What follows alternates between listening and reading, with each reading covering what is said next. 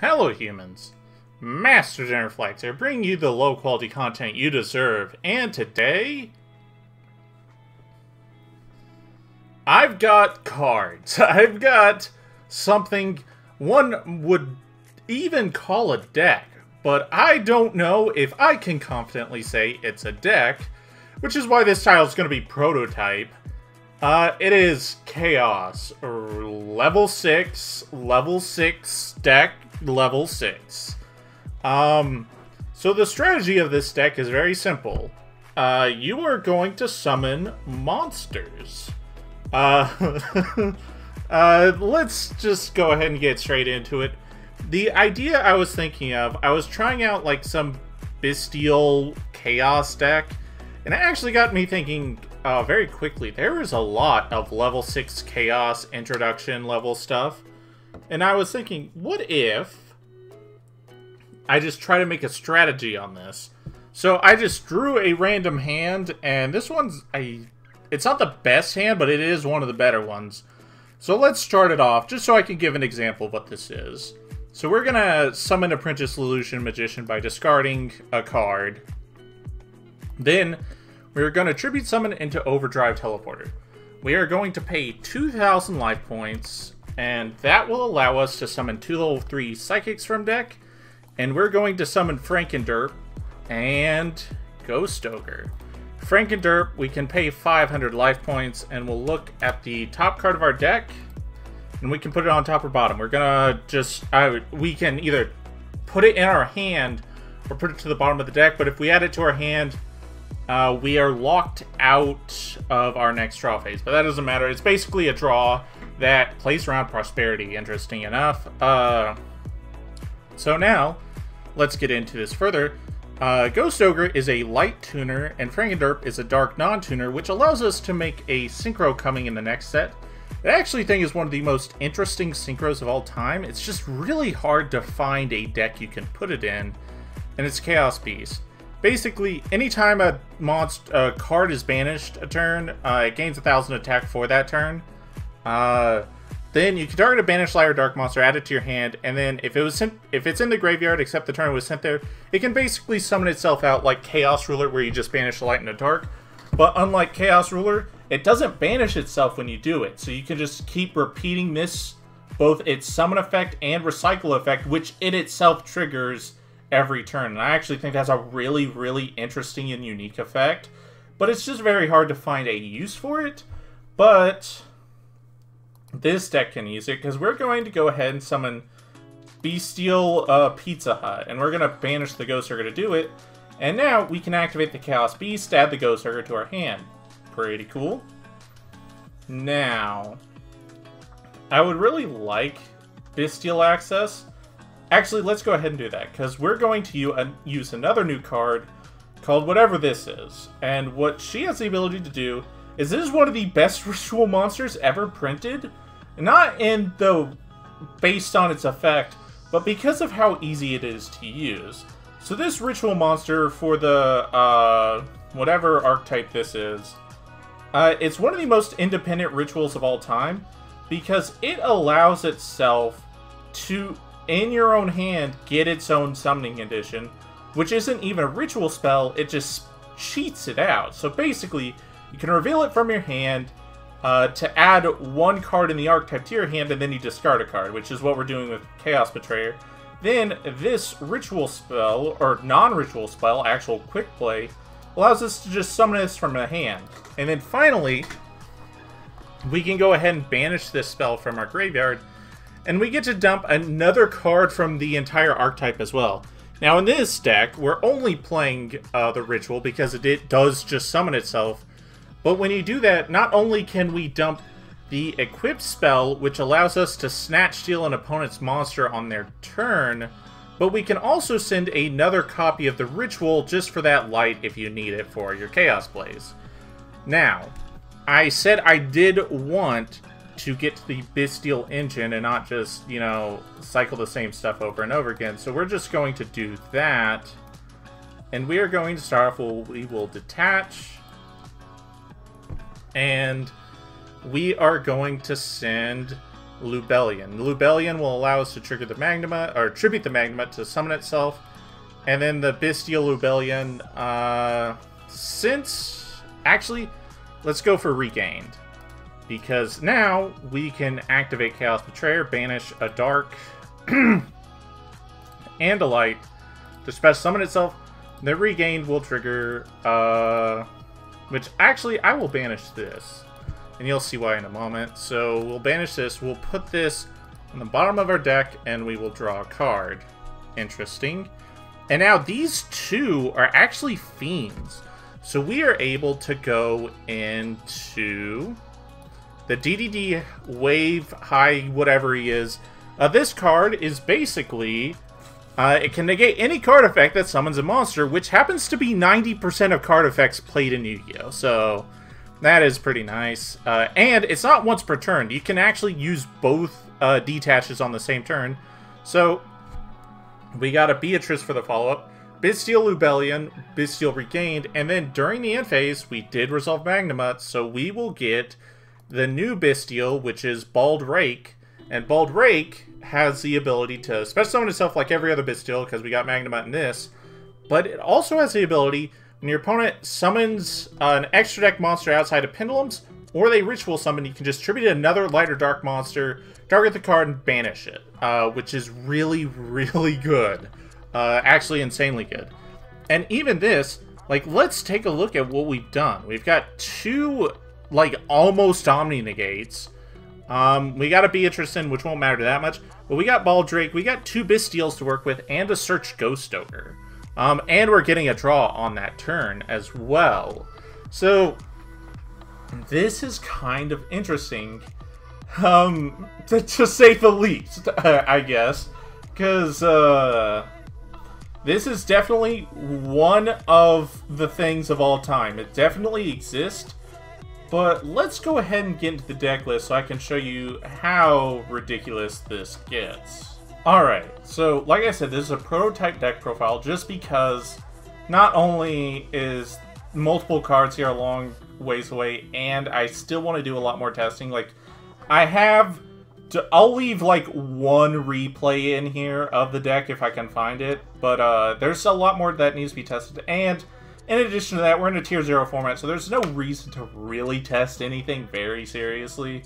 I will say this, I've been calling it a Tier 0 format, even though I do think it has the ability to not be. The problem is the format is so thoroughly solved to just a handful of things that is not functionally different than a Tier 0 format. Like, we call Dragon Ruler Spellbook a Tier 0 format, despite the fact that two decks were competing for best deck. Because everything else in the entire game just didn't matter, and this is one of those examples where it just very little matters besides the established decks. So, I don't feel like taking it too seriously right now. But, this is like shockingly playable, despite the fact that it is goofy. So I'll get into the deck list and I'll explain some choices, and I can explain some of the theory behind this deck. So let's clump these two up because they're basically the same card. So this is a ritual that not only can be searched with Chaos Space, which is nice, but the fact that it just summons itself with its own effect and could either be a ranked 6 fodder or its own disruption is very nice. This is actually one of the best independent ritual monsters ever printed. No cap on a stack, even though this is a Yu-Gi-Oh! And we build chain links. This is kind of nuts. Like I said, it's not the best by effect, but it's the best by independence. Like, this is just a one-card ritual play, which is nice. Then we got Diviner of the Herald, because if this card just summons itself, it means Diviner can dump Arclight, get this, and that is a one-card rank 6 outside of the discard, but you want to discard in this deck. Like, look how much garbage is in your hand, like Malicious and Chaos Betrayer. Like, you just want to dump this stuff. Like Pulsar is an example. You just want to dump all this stuff, so yeah, the discard is actually beneficial, rather than it not being. Speaking of discard, we got 4 spellcasters. I might bump it up if I value Norito more, but I don't. I think this card's pointless. Triple Apprentice Illusion, it just special summons itself by discarding your card. Again, an effect you actually need in this deck. I think I should really make this clear. A lot of hands are saved almost exclusively by dumping bad cards out of your hand. And it's not just some, but I mean, your Bystials don't even work until you have Chaos attributes in your grave. So, like, you actually need cards like this and like this. So, keep that in mind. Then one Chaos Sorcerer. I believe it's the only dark target for Chaos Space. I couldn't find another level 6 that's, like, good enough. There might be one, but I'm not concerned with it right now. 2 Malicious, because if you're going to play a level 6 deck, might as well play the best one. And this card's synergy with Branded Regain is nice. Because it basically means if you have this and Malicious, Malicious is at 3, which is nice. 2 Chaos Betrayer, you could dump this, put this down to 1. But it's nice. It's a level 6 that summons itself out of the graveyard, and it's a Fiend, which is important because of that play I was going over earlier. Chaos Beast, Chaos Betrayer, and Fabled, whatever this guy is, these are ways to go into the DDD, and the DDD is just an insanely good card. Then, a whole bunch of Bystials. So, this archetype, I am going to say right now, just so it's on record, this archetype should not exist the moment Tier is truly gone. This archetype is actually unacceptable. The only reason we're probably not concerned with this archetype right now is just because we have Tier just absolutely dominating the game, and we got the Creme Brulee, your opponent can't touch their own field deck coming out soon. But this is an entire archetype that's very existence invalidates countless numbers of decks. Like, if your deck is a light or dark deck that even remotely needs the graveyard at all, it will be rendered unplayable as long as these cards exist. And not only that, Magnamut itself shouldn't exist at all. Like, if Dragon is a problematic type, why would you print a hand trap that searches one of them? Yeah, I'm just letting this be said right now. This archetype can't exist for very long. But while it exists, I'm going to take advantage of it. It's just that simple. The Bystials are genuinely insane. It allows this deck to actually work at all, truthfully, because, like, you can make a bunch of rank 6s and whatevers, but that doesn't get you very far, unless you're doing something meaningful with all this recruiting. And the Bystials are a way to make that recruiting matter, because not only can you get a constant draw effect, but you can get pops, and all of these are just kind of nice. This one's the worst. It's Foolish Burial in a deck with countless Foolish Burials, but this is just a lot. This is genuinely a lot to work with. So I think this archetype is absolutely insane, and it's very good for this kind of strategy because we're just going to summon as many level 6 as possible, and if we're going to be playing a Chaos level 6 deck, let's play this archetype that is just Chaos level 6 stuff. And plus, Bald Rake, whenever we get this card, it'll be insane. I'm actually considering playing this in Lair of Darkness, because this card is awesome. It is definitely one of the best 6s outside of Magnamut, just because it's an actual real disruption. Unlike the other ones where this is like, you have to send it off field, which can come up with IP and whatnot. Or like Magnamut, where it is good, but it is a search. This one, like, if you summon one and then summon another, not only have you attacked their graveyard twice, but even when they go into their extra deck, they're just going to lose it. So, very nice. And then finally, for like the Bystial cards, I guess, which isn't really, Light Pulsar Dragon. So, it's interesting. This card is not only a Chaos Monster Dragon, which is pretty good, but it also is a discard monster. You can special summon it out of your grave by discarding a light and dark monster, which is actually one of its cooler effects that kind of gets forgotten. But it's another dragon, and when we're going to be playing at 10, we need a lot of dragons, to put it simply. Then finally, my favorite card in this deck, because it allows you to access Chaos Beast, and Chaos Beast is literally one of the coolest synchros in a very long time. I would put it, if this card was generic, I would put it almost at the exact same level as Chaos Ruler, but unfortunately, It is not. It is actually incredibly difficult to find any deck that can summon it. The light tuner is actually the difficult part. There are not that many great light tuners that go with a dark monster into a 6. There are very few of them in the game.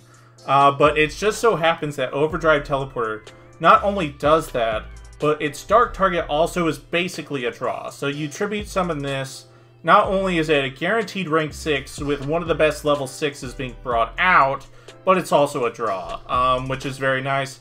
Now this is another thing to remember is you need to keep you have room for normal summons. I'll just say that. Everything in here is a special summon, but you gotta value which one you want more if you have an opening hand, and it'll just depend on if you can tribute summon it.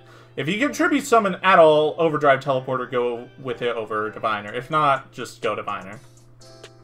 Now, for the spells, to the quick play that summons out the ritual, like I said, is not so crazy-o. And then, the equip spell, this can, whenever you banish the quick play, you can send this. Then on your opponent's turn, when they try to play, you can just snatch steal one of their monsters, which is nice. We got triple Chaos Space, because it's a Chaos deck, free draws. And then Branded Regained, free draws, and Branded Beast, which is Pop, Mystic Mine out, and even more disruptions to work with. Now, in the side deck is a play I have considered with this deck, but probably later. Because, like, while it is a really cheesy play, you need to actually back it up with something, otherwise it just gets outed immediately. This doesn't count. Protector Whelp of the Destruction Swordsman has the ability to send Dragon Buster Destruction Sword. And we all know what that does, but you might be thinking, so how do you equip this to a monster? Well, it turns out a rank 6 casually exists that just does it. When this card is exiled summoned, you can target one monster in either graveyard, equip that target to this card. So immediately you have the Scythe lock, or Buster, whatever lock. Your opponent get go into their extra deck. However, in so doing that, this is only 1200 attack and defense. So, well, not even that. It's like 1200 attack. So basically, you establish the lock, but you don't. It is so easy to out. So not only do you need to establish the lock, but you have to establish like a spheres and like maybe a branded beast, just so like this isn't getting attacked over. Because like once that's out of the way, the only thing you have to worry about are like specifically like lava golem and sphere mode. Otherwise the lock is just sticking. But that's the tricky part. And I've tried this combo before. It just so happens that Scythe is almost always a better option to do, but in this case, it's not. This is actually one of the better things to do in this deck.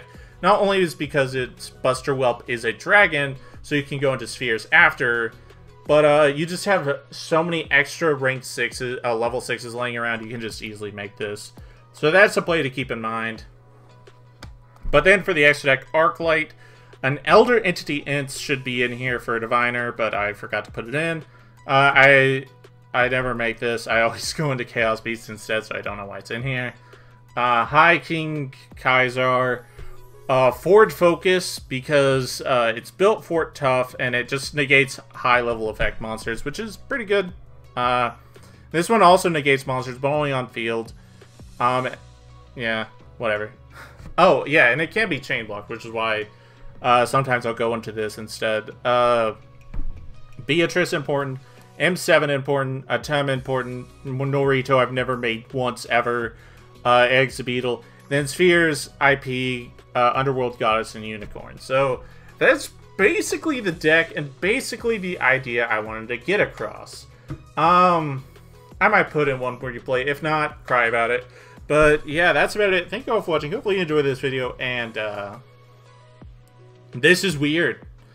I think I, on this channel, have a, like, rank 6 Chaos deck I was testing before, but this is far more playable than that was, because I remember that deck rarely being able to ever even play the game, whereas this one is just, like, I like, you can actually just win plenty of games doing very basic plays, just because it is far more aggressive, and the Bestials are just such an insane force. But yep, that's about it. Thank you all for watching, and remember, Master Dinner Flax. We'll take your soul.